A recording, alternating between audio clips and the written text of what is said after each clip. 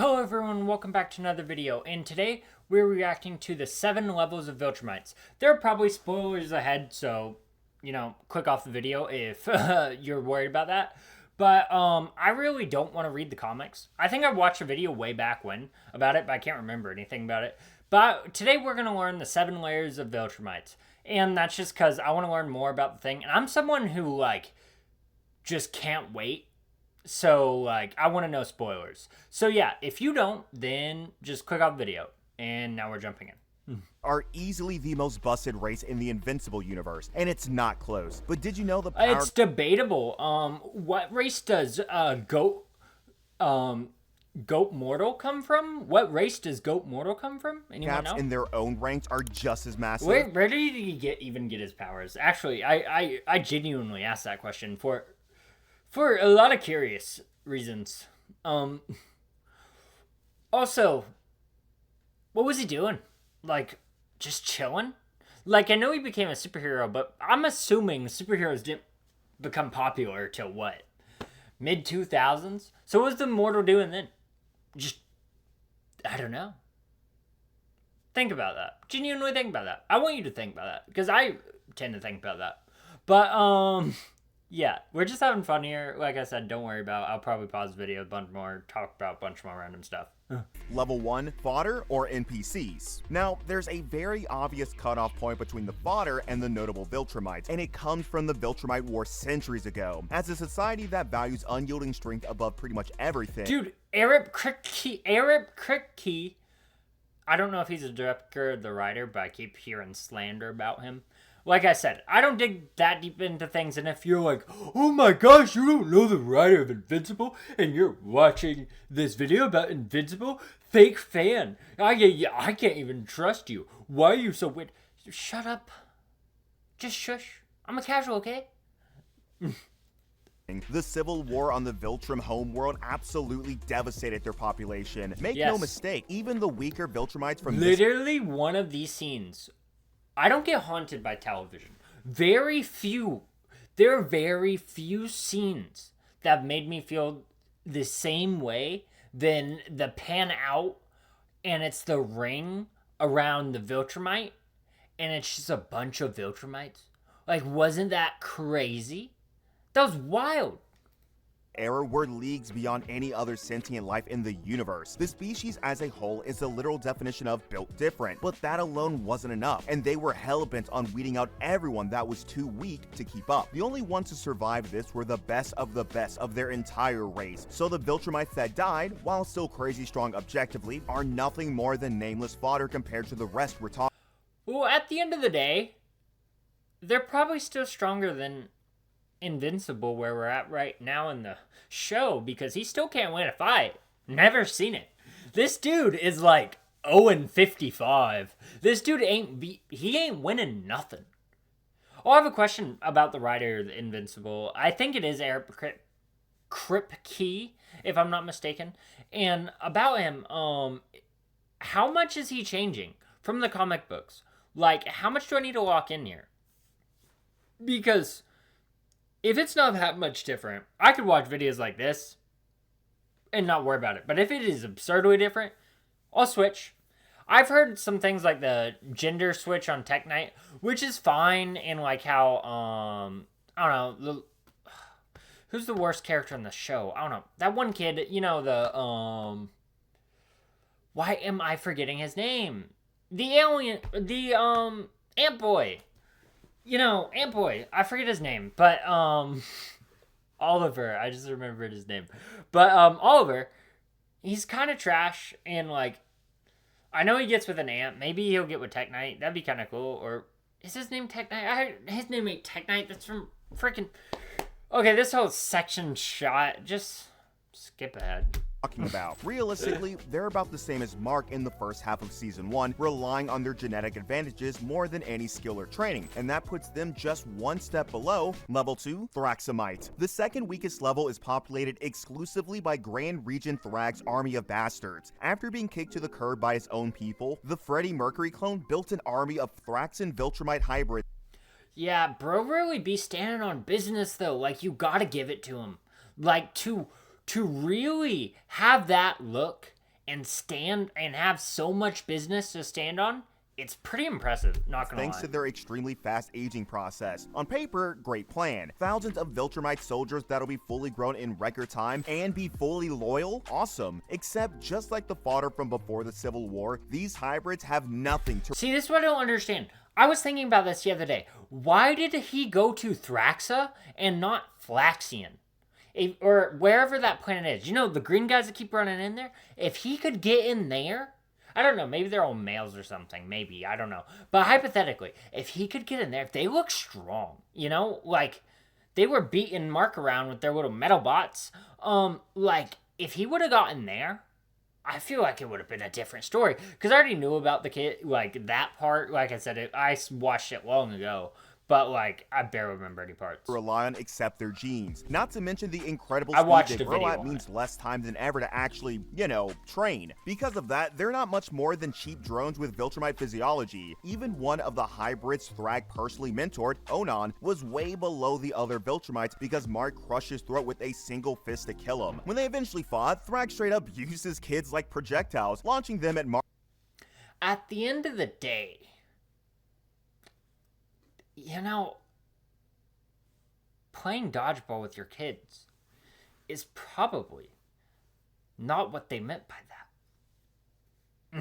Mark like he was playing in the Super Bowl and watching Yeah. them get ripped to shreds from the impact. Oh, wow. The only reason they were even remotely a threat was because of their sheer numbers, not their individual strength. And the only reason they're considered higher than the fodder at level 1 is because at the end of the day, Thrag is him. So his genetics alone put his kids above the original fodder, though still below every Viltrumite. I would debate that, arguably, but, you know. But Thrag is him. Like, having Battle Beasts as a necklace, there's nothing more colder than that.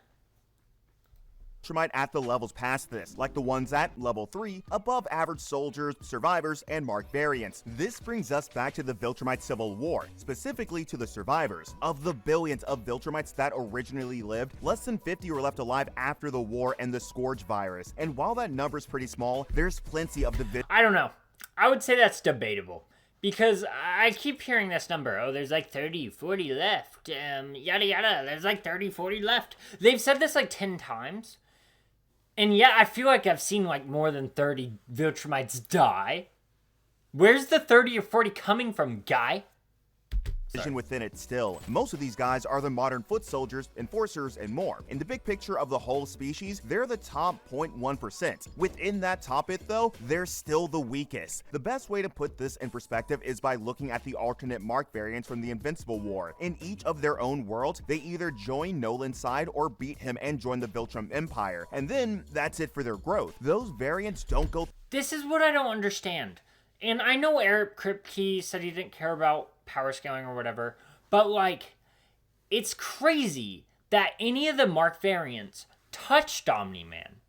They got folded by someone that ran around chasing Alan the Alien for 45 minutes in an episode ago. But then kind of locked in. What is their name? I forget her name. Oh my gosh. I genuinely don't know her name. Like, Tech Knight that's from One Punch Man.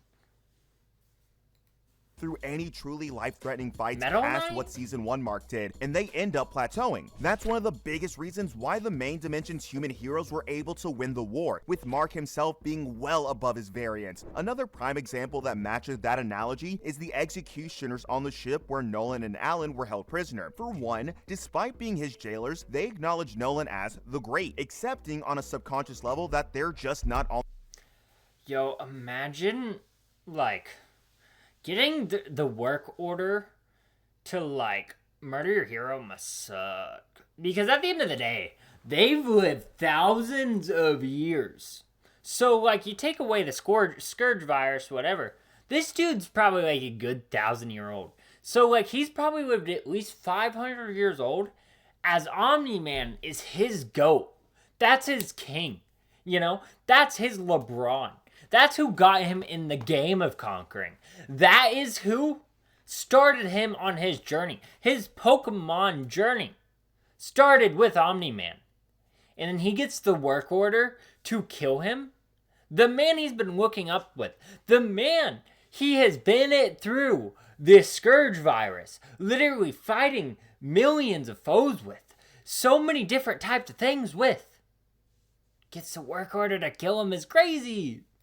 On the same level. Based on the fight during the breakout, they clearly have the experience and training to at least survive for a bit against the likes of Battle Beast and Omni-Man, two of the strongest in the verse. And although they ultimately lose the fight, the fact that they even put up one is a major point in their favor, even if Nolan wasn't anywhere near at his best. Yeah, not really, because at the end of the day, Nolan probably didn't eat for like 50 days, and also, you know, there's just a lot going on there.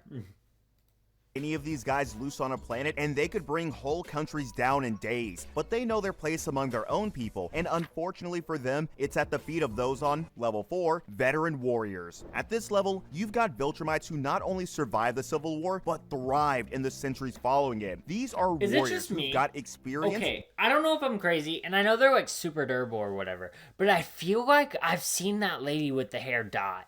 I feel like I saw her head get ripped off. Am I crazy for seeing that? Like, is anyone else see this scene where she's like fighting on the ground in Thraxa or whatever? I don't know. I thought she did.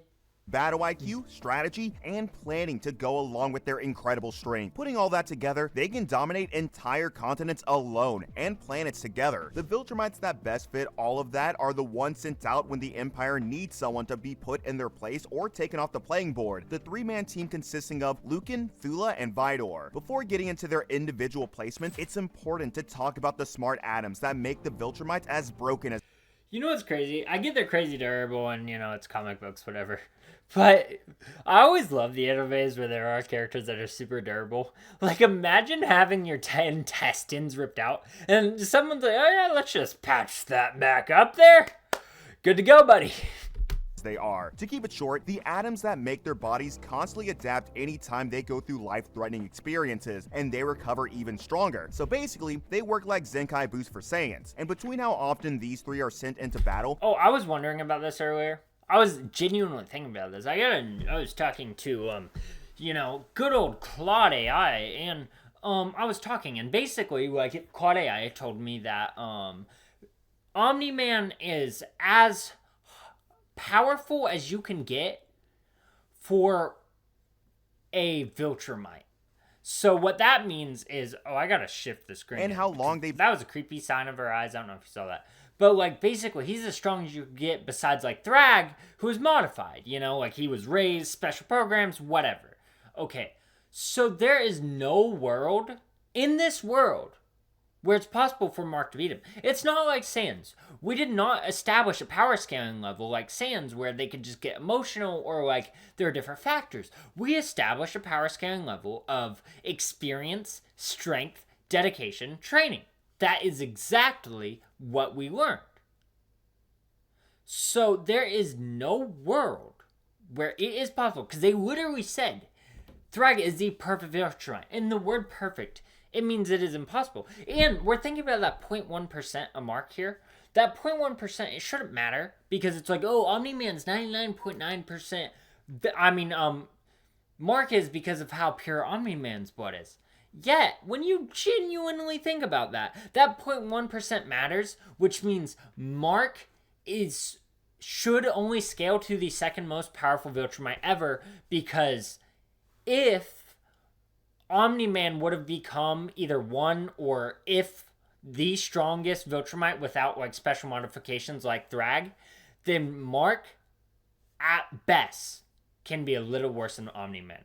There's no way he should have been able to beat Thrag. Been active, they've had plenty of time and opportunity to get stronger. Cause yeah, in case Thula being a total gilf didn't tip you off, these three are pretty old. As a unit, their teamwork and battle IQ is insane, which pre-boosts Alan and the Thraxans experience firsthand. Even individually though, they've shown a level of guts few other characters have, literally in the case of Lucan, who fought with his whole intestines hanging out his body after Nolan beat him for pounding his son. I will say kinda goated, not gonna lie.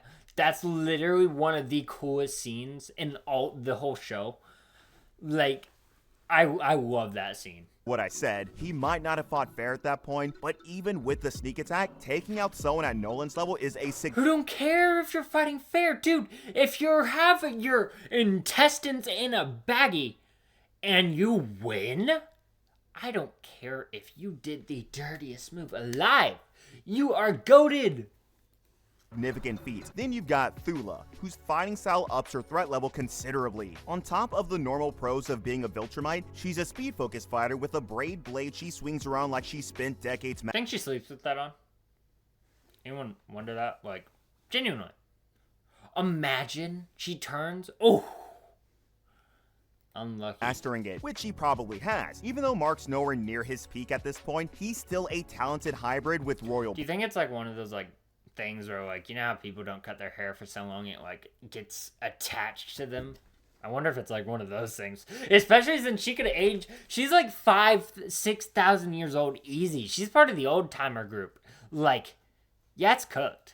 Blood, and Thula was carving whole strips of meat out of him. Well, at least until he locked in and pounded her. No did he. So hard it'd make his Bro literally locks in for like 5 seconds of fight, okay, bud? dad proud. And then his dad pounded her too. And the less said about Vidor, the better, honestly. Oh yeah, So that's when I thought she died. impressive as these guys are, that Like, I don't know. I feel like the only way to really kill a Viltrumite is just crush their head. And like, the thing is, they only die, like, I don't know, like, why would we injure them this way? So the thing about this is, okay, if a Viltrumite is not dying in the first way we killed him, why don't we try different ways?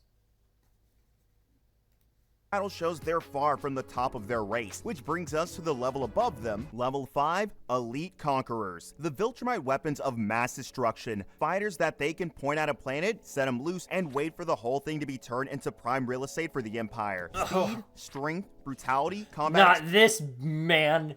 He is diabolical. This man is diabolical, dude. Experience, cruelty, all categories where these conquerors excel. Take Anissa for one. In the show, she's significantly mellower than her comic counterpart, but she still makes it clear with every move just how superior she is as a fighter. Within her first appearance, she shows off a level of speed Mark isn't anywhere close to matching, even after Cecil helps him with training routines designed to... Bro, the thing about Cecil is, I feel like one of the worst decisions that the writers did, arguably ruin the character, genuinely ruin the character, is how Conquest escaped. Not because, like, oh, you know, I feel bad that, you know, he revived Conquest, because it's not that. He's the CIA. CIAs do things like that, okay? That's their job. Do shady stuff that sometimes blows up in the public. Okay, guys? Get over it. And the point is, but with Cecil, it's like, Cecil's not dumb. You don't think he would have had 15 different implications of keeping Conquest in the cell? He could not just break out like that. maximize his potential. In the comics, it's even worse when you take the incident into consideration on some Diddy shit. I wonder if that's gonna happen. Probably. At that point in time, Mark I feel like had it has trained to happen, no? Like, doesn't he have a son because of it? specifically to fight against other Viltrumites, and yet Anissa was stronger, faster, and more determined than him. Not only did she take him down, she kept... Sounds like she was pretty determined. I'm sorry. I'm genuinely sorry. him there while taking advantage of him against his will. Yeah, kind of a touchy subject, I know, that's rough. but it's the clearest Yeah. indicator of her superiority you can find. Well, that and the time she used her own body as a missile on an ocean kaiju. There isn't a force on the planet that could stop Anissa if she were there to wipe them out, instead of just warning Mark. And that's something even Cecil, the guy with backup plans for his backup plans, and No, he had one plan. Keep Conquest in a box. That's my point. Is Cecil supposedly backup plan for backup plan, and he put Conquest with some tin foil around his neck. secret weapons out the ass acknowledged. The only advice he had for Mark when he fought Anissa was, say yes, mommy. At the end of the day, though, Anissa can Yo, still kind of be crazy. reasoned with, which is more. That is wild for him to put that into the thing. That is wild.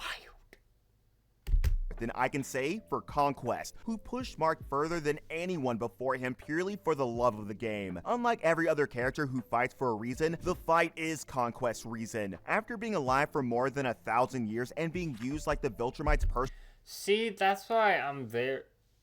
He's been alive for more than like 10,000 years old, not 1,000. nuke for most of that time, Conquest lived for the rush. You know what's crazy? If they would have sent him to Earth, that could be my grandpap pap. But they sent Nolan instead. He wouldn't even, by the time Mark was 18, he would have been fishing with Mark. He wouldn't have cared he got his powers.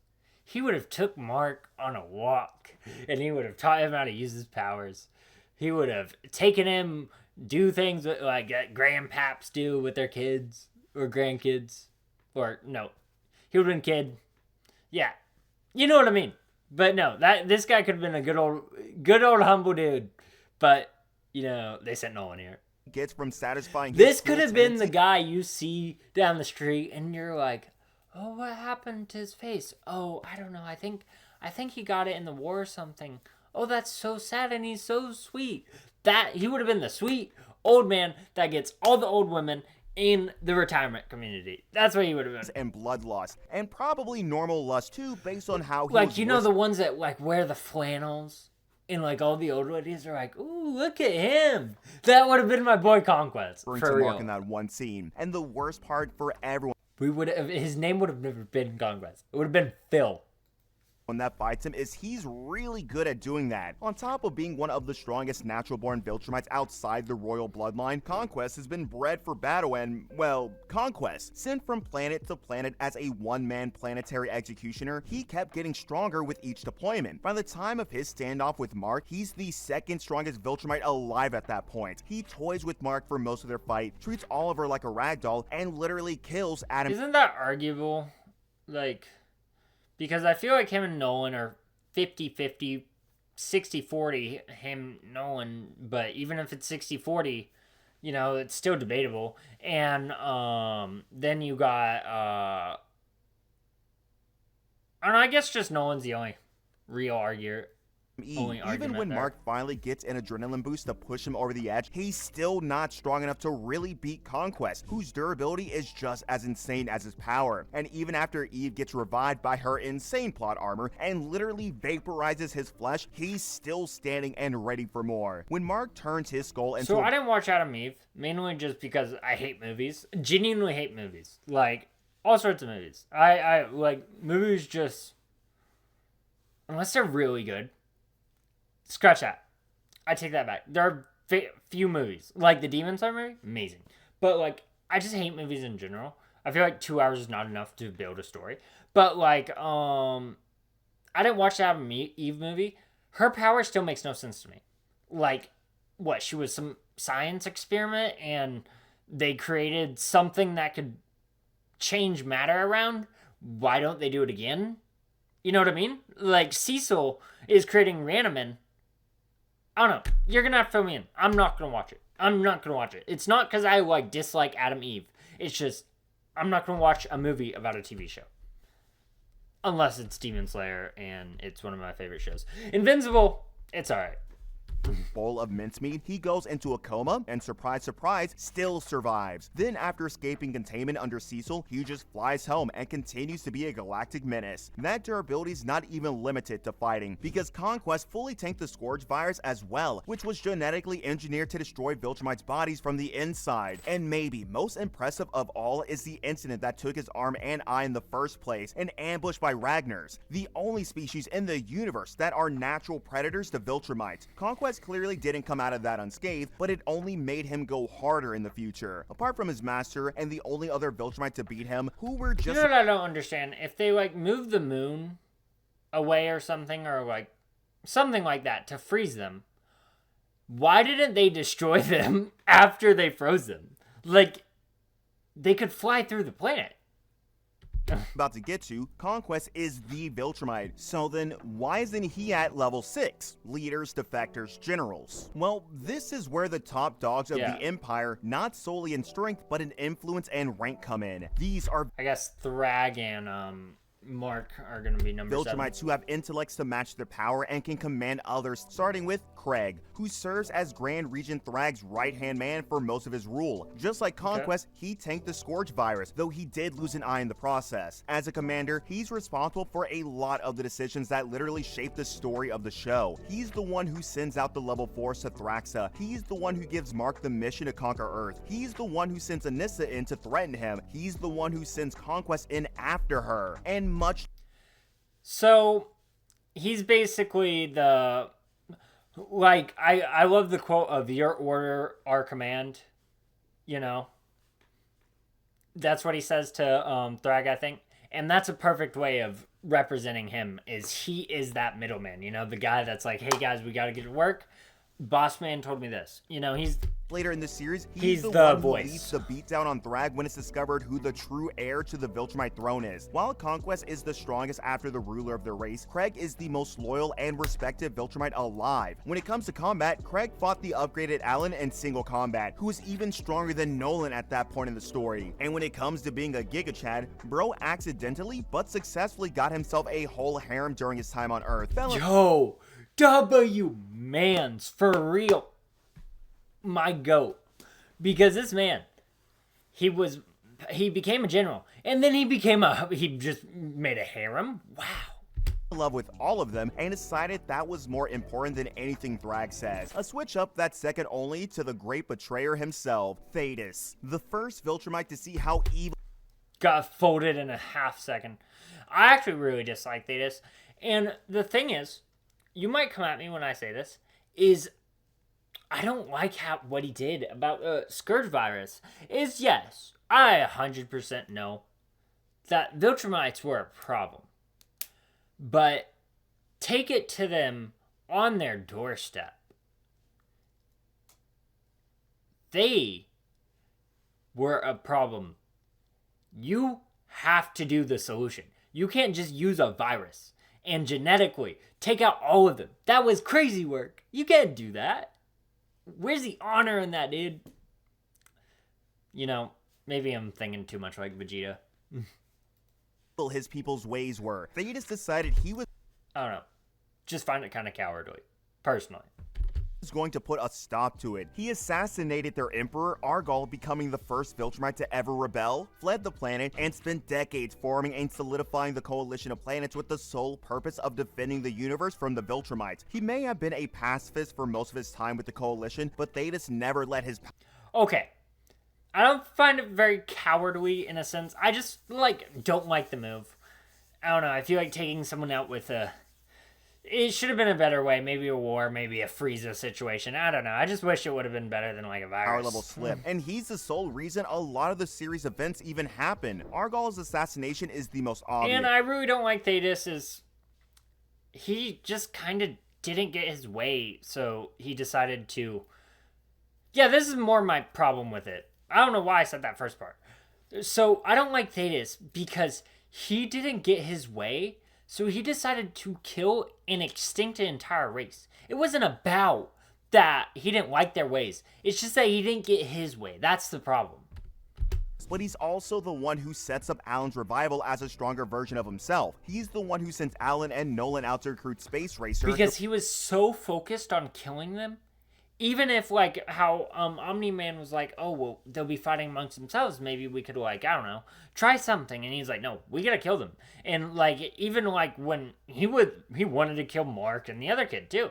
Ragnar's and more to fight the Ant-Boy? Empire. And most important of all, he's the one who engineered the Scourge virus, treating that as an extension of Thetis, especially since it's made with his literal DNA. He has the highest Viltrumite kill count in the entire series, wiping out all... I will say...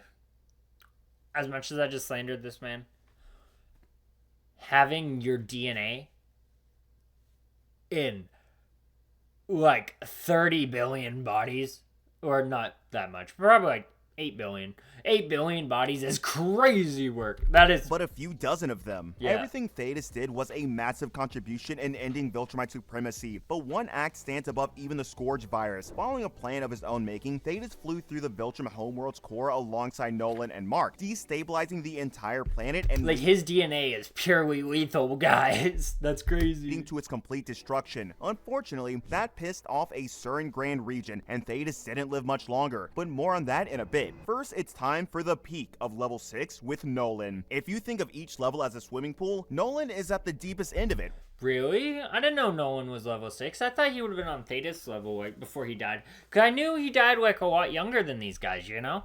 And I know they get more powerful with time, so, like, I would assume he wasn't even in his technical prime right now. Craig and Thetis are still swimming in the kids section. While those two rely on their smarts and battle tactics, Nolan doesn't need to. Other than Mark, and some would argue even including him, Nolan is the single most iconic Viltrumite to ever live, and for good reason. In his time as a Viltrumite soldier, he conquered planet after planet for the Empire, and in the process, he faced every true threat to them that there is. Space race. Yeah, I like to look at, like, Conquest. If you ever watch Suits, I like to look at Conquest as, like, the Lewis Litt. I like to look at Omni-Man as, like, the Harvey Specter. You know, he gets home, all the people are, like, cheering, and Conquest comes home, he just, like, conquested 3 places, and Omni-Man got 1, but Omni-Man's was, like, bigger, you know. And his laser gun, Nolan met him. The Ragnars. I've paused this video a lot, and I've talked a lot, and I don't think many people are going to get to that part. I don't know if anyone will, but if you do, and if you've seen Suits, that, in my opinion, is one of the peakest jokes I've ever told. Nolan killed them. Every other Viltrumite weakness he experienced and survived. Off his feats alone, he was known to every Viltrumite as the Great Nolan. And then there's his time as Earth's greatest hero. The massacre of the Guardians of the Globe was a wild introduction to how OP Nolan is, but it's even worse in the comics, where there was no battle at all. Nolan just showed up and instantly curb stomped them. The Flaxans soloed their whole civilization and still made it home in time for dinner. The Thraxans. Yeah, like, imagine if dude had life with the Flaxans rather than the Thraxans. I would have chose Flaxans. Soloed their queen and like, made they their seem planet way more his home. powerful. Anissa throttled the life out of her when he found out what she did to Mark. Conquest fought him on near even footing and then let his son kill the guy. The Viltrum homeworld blew it up with Mark and Thetis. The final battle against Thrag himself, he played a vital role in ensuring both Mark's victory and survival. Oh, and that's not even mentioning that Nolan was secretly the son of Emperor Argal, making him the true emperor of Viltrum. Oh yeah, and I'm a little confused with that. I know, like, tell me in the comments, anyone that's seen this, if someone does make this part, I genuinely, like, tell me why Thrag didn't, like, you know, did he know? And if he knew, why didn't he, like, instantly hype Nolan up? Because we know he respected Nolan very much, and we also know he was extremely loyal to Emperor Argyle. And causing the living level 5s and 6s to turn on Thrag. Overall, Nolan is the absolute pinnacle of natural Viltrumites, surpassed only by those on level 7, Apex Viltrumites. The undeniable strongest 2 members of their race. Yo, duo, selfie, besties. To ever exist. This level is solely for the main hero and final. Mark should not be on here. Genuinely, there is no world. It doesn't even make sense how Mark's on here. And the fact he doesn't have a mustache and he's supposedly the strongest Viltrumite to ever live is absolutely criminal.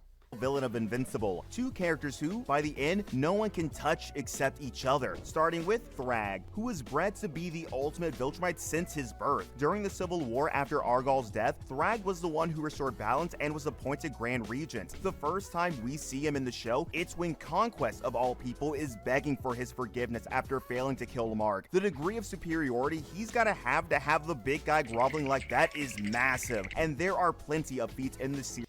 Or, just hear me out. Maybe he was hoping that Thrag would play video games with him. He really wants a friend, guys. Like, you never know. I really think he could be my Uncle Phil. You know, we went golfing, taught me how to play golf, play football. To back that up. In the initial stages of the Viltrumite War, a significantly powered up Mark's punches just bounced off this man, and he proceeded to literally disarm Oliver and break his jaw, nearly killing him. Even enraged, all Mark Wow. Oliver just he stays taking L's. Really does. Get out of him is a little nosebleed. Later, after Mark, Nolan, and Thetis destroy Viltrum, an enraged Thrag straight up yanks Thetis. Oh yeah, that is one of the coldest scenes. I don't know if you saw the newest episode, but if you have, that is one of the craziest scenes. His head off his body, and then proceeds to completely destroy both Mark and Nolan at the same time. Then, after the Viltrumite War ended in a truce, Dinosaurus eventually attempted a sneak ambush on Thrag on his home turf. Mind you, this is a creature whose fangs have ripped through Mark's body before, meaning they're at least stronger than base Viltrumites. Yet, when he bites... This made me think of something. How was Battle Beast on that dragon guy's payroll? Like, how do you just get Thanos as a common thug? Like, what? Like, how did he wind up there? Thrag, his teeth instantly shatter. And finally, his most incredible feat in the series, Thrag kills Battle Beast, a creature that's undefeated despite looking for the strongest beings in the universe to have them kill him. Now granted, Thrag only really won because Battle Beast wanted an honorable fight and ripped his own guts out to put them on even ground, but a win's a win. Thrag still ends up killing him, turns his skin into a... I still think Battle Beast is the most powerful character in the series, and he's still the most coolest character in the series. Fresh cape and proceeds to Aura Farm. Following a 5-year time skip after that, Thrag ambushes Mark and his family on their new home planet and literally rips Mark in half with his bare hand. That was crazy. There's so much red, it is crazy. Later, still in the battle to that end was all battle, wild. Thrag swipes a Did hand you just clean see through that? Nolan's body and rips his heart out, after Like, which he that's fights fine. Mark. And at this point, having been through enough trauma for his smart atoms to make him damn near unstoppable, he beats Thrag. Except Thrag's so OP that Mark had to hold him inside a literal sun to finally end him. And Yeah, but how does Mark survive? Like, if there's a power he gets, let me know. But tell me genuinely how Mark's there. Like, how did he survive this? There's no way. Unless he got, like, some power. But there's no way he should be stronger than Omni-Man. That's it. He could be stronger than every other Viltrumite other than Omni-Man. And Thrag, of course. Thrag's number one. Thrag will always be number one. Like, no doubt about that. But with Mark's DNA, it is impossible for him to scale over Omni-Man. Cost him his own life. By every metric, Thrag was 100%. the apex Viltrumite, a title which Because now think rests... about how powerful Viltrumite DNA is. Humans are one of the weakest beings in that verse. So that 0.1% should scale him down a ton. With Emperor Mark, the perfect hybrid, with the perfect bloodline, put through the perfect conditions to get the most out of his smart atoms. As the grandson of Argal, with the human benefit of adrenaline, he's already superior to a pure-blooded Viltrumite. Yeah, but Eric Kripke already said adrenaline is... Who said Viltrumites? That's already a done out. That's wrong. On top of that, he's been brutalized by Battle Beast, Nolan, Anissa, Conquest. Like, it's not... This isn't Dragon Ball. We had the perfect scenario for Where Mark, but this isn't Dragon Ball. Dragon Ball was written perfectly. You could explain every single way when in some sort of way. It might be Looney Tunes, but it at least has some explanation to the lore. There is no way in my mind where Mark wins those fights. Angstrom Levy, Thrag, and more. The power boost from recovering after those beatdowns alone land Mark at the top of the Viltrumite power hierarchy. But then there's also the fact that Eve rebuilt his body even stronger after Thrag ripped him in half. By the end of the series, he's... I will say, okay, maybe that is how he beat Thrag. But other than that, there is no way he should scale any more else. Taken that power and used it to shatter Viltrum, kill dinosaurs, and give Thrag an express ticket to hell. But that's not where he peaks, because this Mark is just Thrag's equal at most. The Mark who's the true undisputed apex is Emperor Mark, a full 500 years in the future. And considering he went from a normal human to Thrag's level in just a few years, it's hard to even understand how powerful another 5 centuries of growth must have made him. The only observed feat we've got for him is low-tiffing an equally powered up Alan in a fight to see which of their plans for the coalition of planets will go forward. That's not necessarily the best measuring stick since they've both grown, but the fact remains that there's no being in the universe stronger than Mark. I disagree. You know, that's just literally plot armor. That doesn't make any sense. And where's the mustache? No mustache and you call yourself a Viltrumite. That's crazy. I'll see you next time. Have a nice